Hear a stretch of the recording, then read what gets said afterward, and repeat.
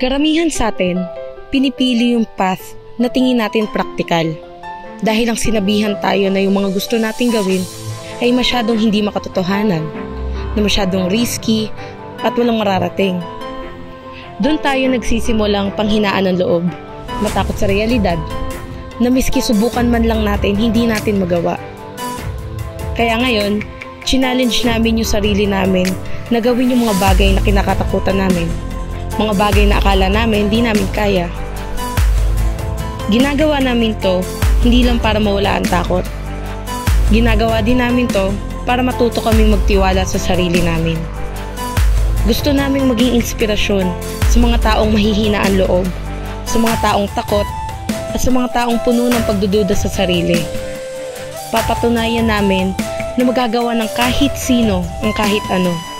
Gusto ko dati maging part ng production, behind the scenes ng mga filmmaking, music video, mga production house, ganun. Eh kaso kasamaang palad, hindi ako natatanggap. Hanggang sa maisip ko na, baka hindi talaga ako for this. Baka hindi ako para sa corporate world. Gusto ko lang talagang maging kengkoy para akong lumaki na entertainer na. Feel ko yun na yung purpose at sense ko sa world.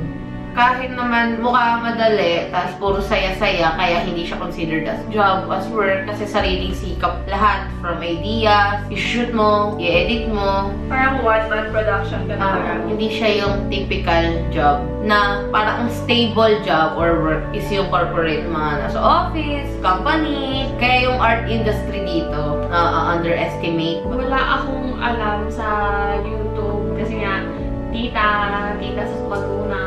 Tinry kong mag-work sa isang company, pero masasabi ko talaga na hindi ako para doon. Nung naging unemployed ako, inaya nila ako na sumama din dito as an editor. Magkasama kami ni Ara since college, hanggang sa nag-OJT na, hanggang sa pag-a-apply. Kasama ko si Ara sa struggle ng pagiging unemployed. Similar kami ng experience. Sabay kaming nare-reject sa wala po akong trabaho. Straight na lang ako. Marangal na trabaho pa. Ako nag-walis niyan. Support lang kami sa isa't isa. Saka nagkakaroon kami ng mga racket, mga racket. Kaming batchmates kasi, mga tropahan namin. Kasi nga, syempre, magka-price kami ng course. Pag-need pa nila ng extra mga tao, mga racket, kami yung kinukuha. Ganun. Love ko talaga yung pag-vlog. Pero hindi ko na siya in-expect na magiging career ko siya. Kasi nag-aaral ako sa college. Syempre after nun, in-expect ng mama ko na mag-a-apply ako somewhere. Ang in-expect ko pa talaga nun, nag-layout ko magazine.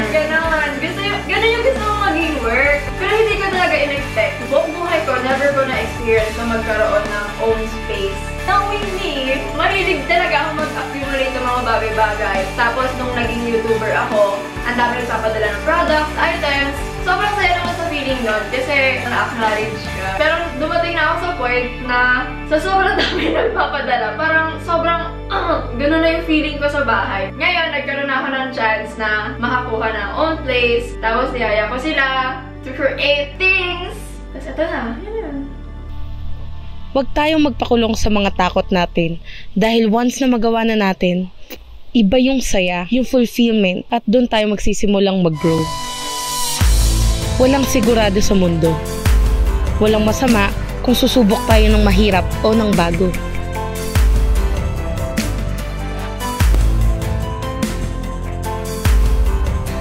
Take risks and be bold.